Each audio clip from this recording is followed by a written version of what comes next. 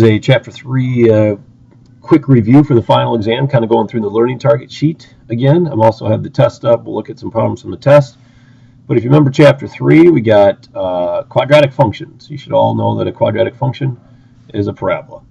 So graphing quadratics using transformations. The main thing we learned in this function, or in this section, if you have some, let's do 3x squared plus 12x minus 5, and I asked you to find the vertex of that. Negative b over 2a, again, will help you find the vertex. So negative b over 2a right now would be negative 12 over 2 times 3. Remember, this is b, and you take the sign with it, and this is a. So negative b over 2a would be negative 12 over positive 6, which is negative 2. That negative 2 is the x value of the vertex. To find the y value of the vertex, you would take this and plug it in for x, wherever you see it, and out would come the y value, and then you'd have the vertex. You can then use points. When it says use 3 points, you start plugging in some points around the vertex to help you find more points that are on the parabola. And then graphing power functions. When you see the word power functions, you're like, oh, I don't remember what that is. That means x to any even power will look like a quadratic. So even if it's x to the 4th power, it will have some sort of, we at least know the end behavior will look like a quadratic. And it's x to an odd power. We know that it would, whoa, what did I just do? I'm sorry, no idea what I did here. There we go. X to an odd power, it looks like a cubic function. Ooh, that was bad, I missed it a little bit, but at least we know the end behavior, that it's ending up here and ending down here.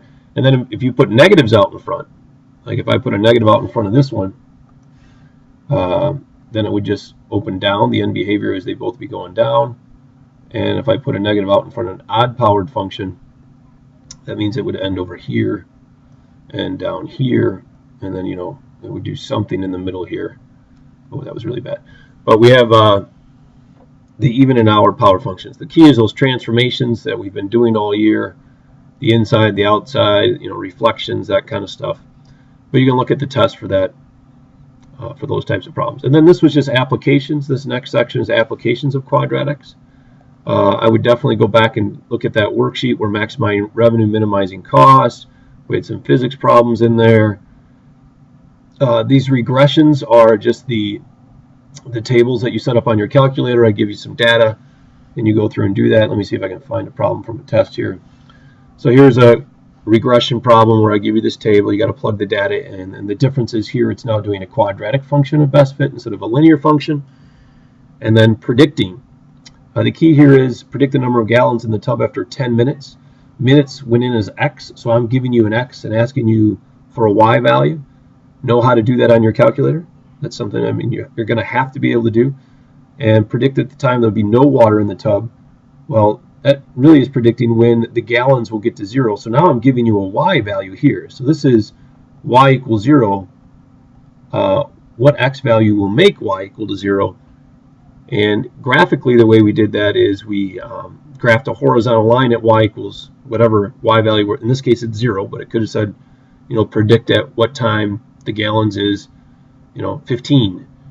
And then you'd graph a horizontal line at y equals 15. The key is if the quadratic function, if you graph the original one and you had all your dots and it graphed a parabola that looked like this, and I said, okay, now when does it have 0 water in the tub, you would graph a line at y equals 0, which looks like this.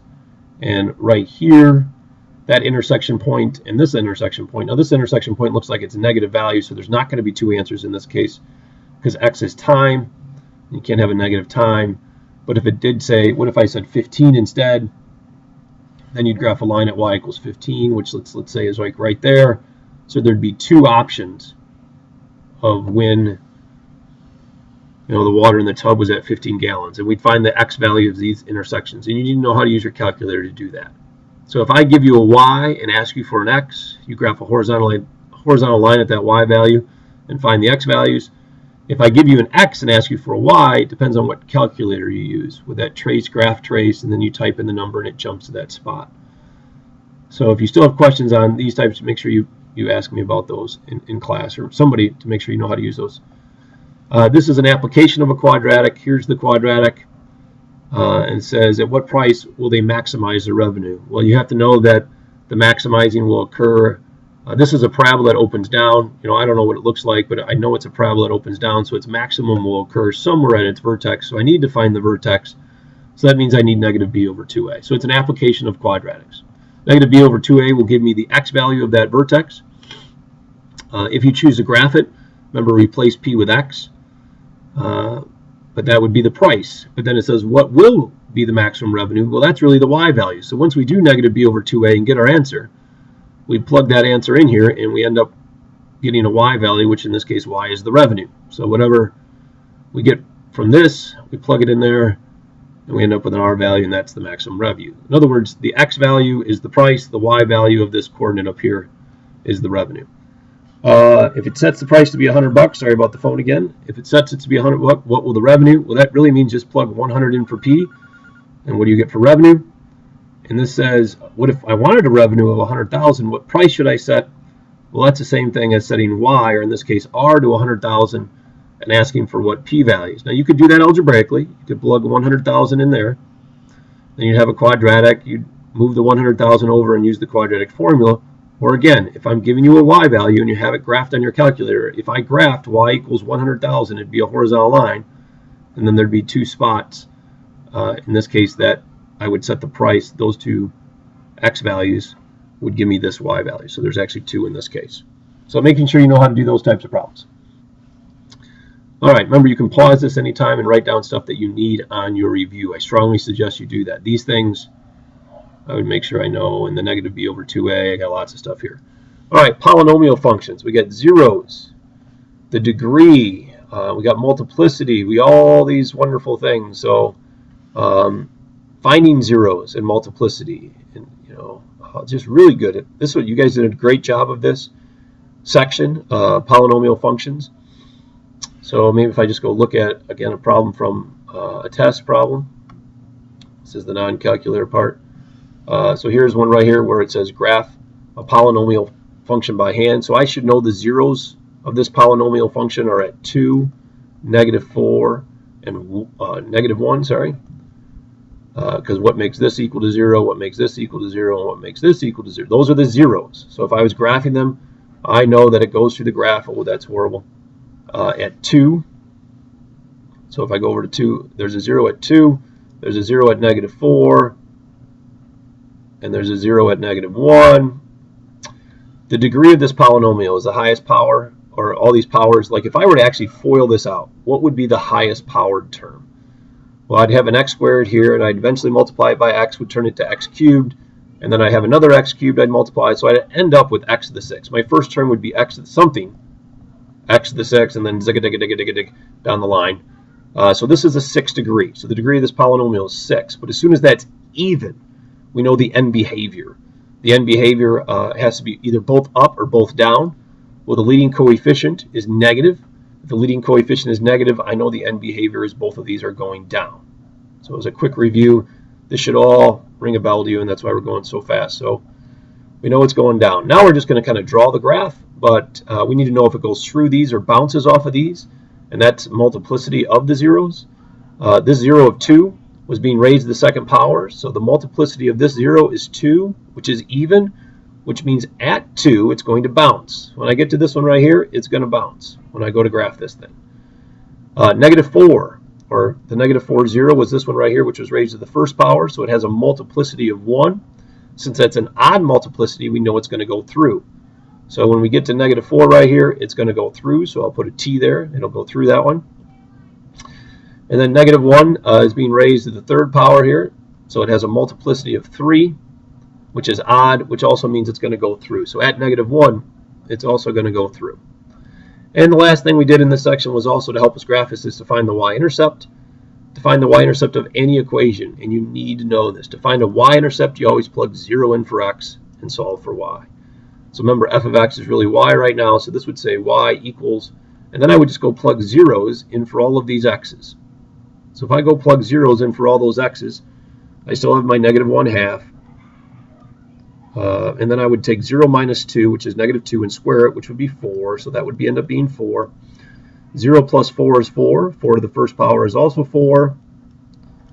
And 0 plus 1 is 1. 1 cubed is 1 as well. So then 4 times 4 times 1 is 16. 16 times negative 1/2 ends up being negative 8, which means that the y-intercept is negative 8. So I'm going to go find negative 8 on this graph. 1, 2, 3, 4, 5, 6, 7, 8. It's like right about there. So from this information, I should have a pretty good idea what it looks like. So the end behavior, I'll do the final graph in green, starts way down here and it's working its way up. It goes through this guy. Oh, this is horrible. It has to turn and go through this guy. It has to go through this y-intercept. It has to come up here, and then this one it has to bounce off of. So it bounces and comes down. And if it matches what I thought the end behavior would be, I feel pretty good about myself. That kind of sums up that entire section.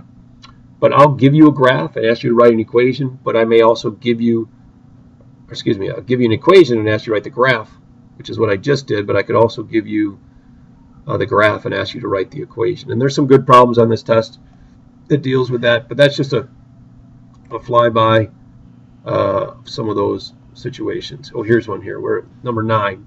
So if you want to go back and look at your test, here's the graph. You write me the equation.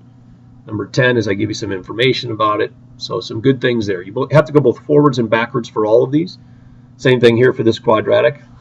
If I give you this quadratic and ask you to write me the equation, well, you know the vertex is 3, negative 4. So right away you should be able to know when I ask you to write an equation of a quadratic, it's x plus h squared minus k, and the vertex is always at, x minus h plus k. The vertex is always at, it's always the opposite here. So if this is 3, this has to be x minus 3. I did it again.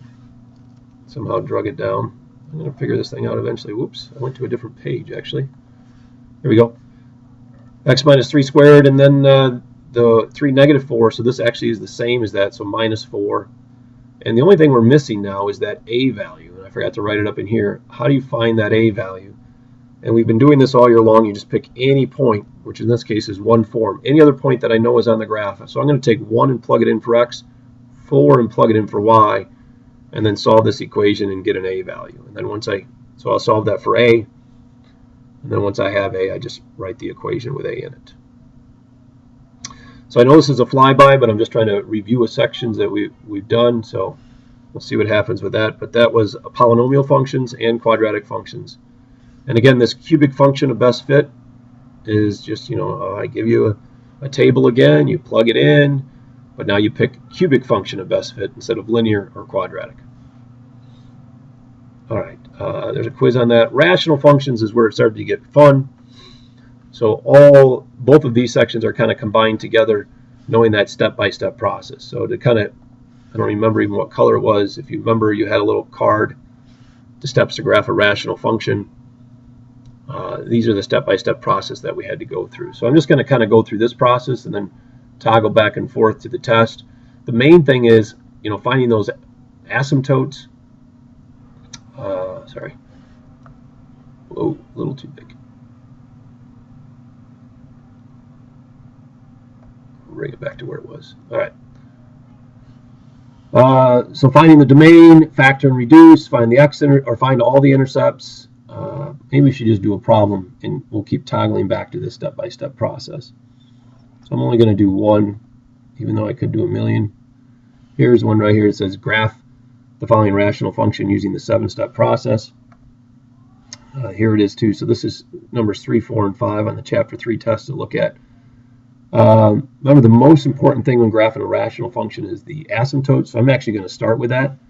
To find the asymptotes, if you look at your sheet, the degree of the top is 1, the degree of the bottom is 2. If the degree of the top is less than the degree of the bottom, there's automatically a horizontal asymptote at y equals 0. So y equals 0, and I'll just make it solid. There's a horizontal asymptote there. So if I do that same process with number 4, how do I find the horizontal asymptote here? Notice the degree of the top is 2, the degree of the bottom is also 2. If the degrees are the same, you divide the leading coefficients. So in this case, we know that there's a horizontal asymptote at, if I divide the leading coefficients, they're both 1s. 1 divided by 1 is 1. So I know there's a horizontal asymptote at 1 in this case. And the third scenario is a problem that looks like this, which is number 5 on the test. The degree of the top is 2, the degree of the bottom is 1. If the degree of the top is 1 more than the degree of the bottom, there's an oblique asymptote. If you remember that, oblique asymptote, which means you have to do long division to find that asymptote, and you disregard the remainder. So long division, and I'm not actually going to go through this process, but you can look back at the test. Is x plus 1 in there, x squared minus 6x plus 5. You go through and do long division, and you disregard the remainder, and then whatever you get up here, y equals whatever that is the oblique asymptote. And the oblique just means it's on an angle a little bit, so there's some oblique asymptote that looks like that. But this is just a flyby of remembering all those pieces. Oops. So that's the big part here is we just did this step 5 right here. And maybe you want to write these on your review. You know, P of x is the top in this thing, and Q of x is the bottom. The degree of the top is less than the degree of bottom. We just went through those 3 scenarios right there. All right. If we go back to those now, I don't know where it's at. You know, how do you find x-intercepts and y-intercepts? Should be pretty self-defined. An x-intercept, you plug 0 in for y and solve for x. Well, in this case, if I plug 0 in for y, all I have to do is set the top equal to 0, because the bottom will be, for a rational function, when you solve it, just kind of disappears if there's a 0 over here. So I know there's an x-intercept at 3. To find the y-intercepts, you set the bottoms equal to 0, but first you have to factor and reduce. So if you remember, if I factor the top on this one, I get 6 times the quantity x minus 3. If I factor the bottom, I get x minus 3 and x plus 2. And if something cancels, which something does here, that means the x minus 3's cancel. I know there's a hole at x equals 3.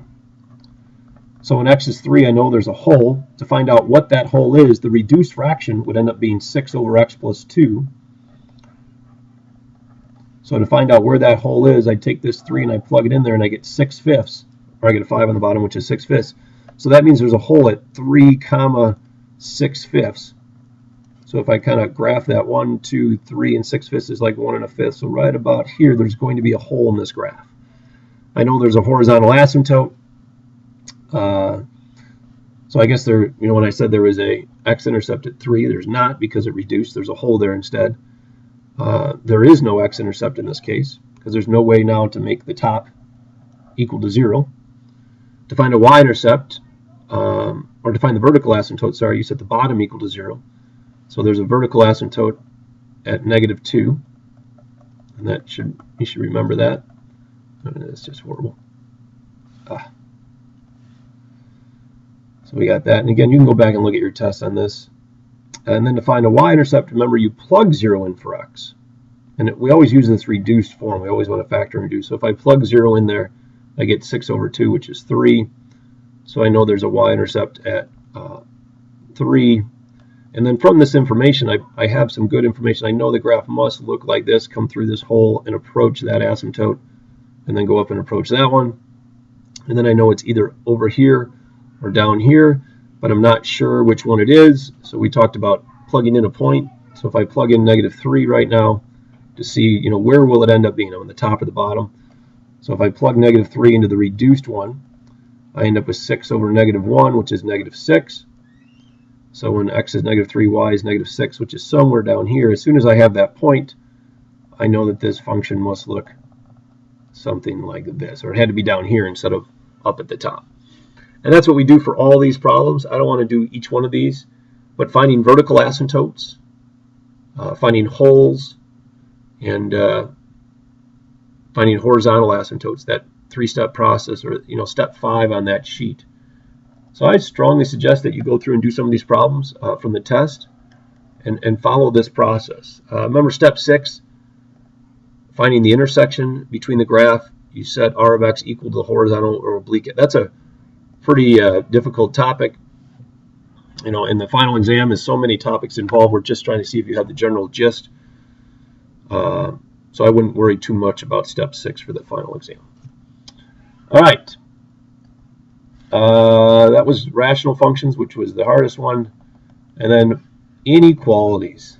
We didn't do so good on this. Polynomial and rational inequalities. Is just how to solve an inequality. So you can do some problems from this section, but I'm going to go back and look at the test again to show you what I mean by that. If I can find the problem, here we go. There should be a couple of them here. No, that's not it.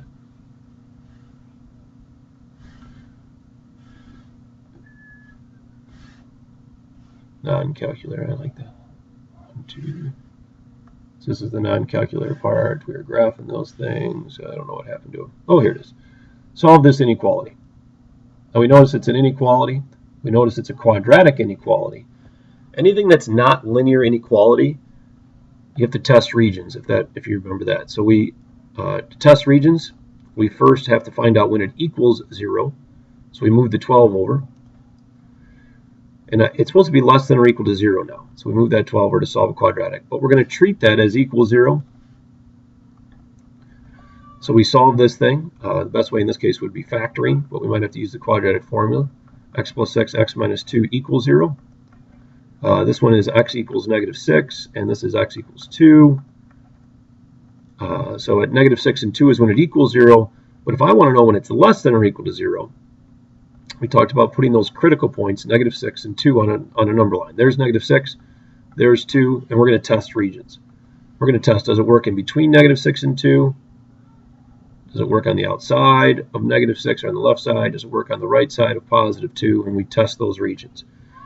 So if I test, like, let's say the point 0, which is somewhere in here, if I plug 0 into this problem or the original, just as long as it's still the inequality, we'll go in the original just to be safe. We get 0 plus 0. Is 0 plus 0 less than 12? It is. So since 0 worked, that whole region works. So now I know between -6 and 2 is going to work. I would try a number out here and I'd see that it doesn't work. I would try a number out here and see it doesn't work. So the answer is everything between -6 and 2. We write that in interval notation by writing -6, 2, and it's or equal to. Notice or equal to 0. So these are brackets on -6 and 2 instead of parentheses. That was one way we did it, the testing regions. But in some of you, it's like, if you don't understand the graphing part, just go ahead and do that.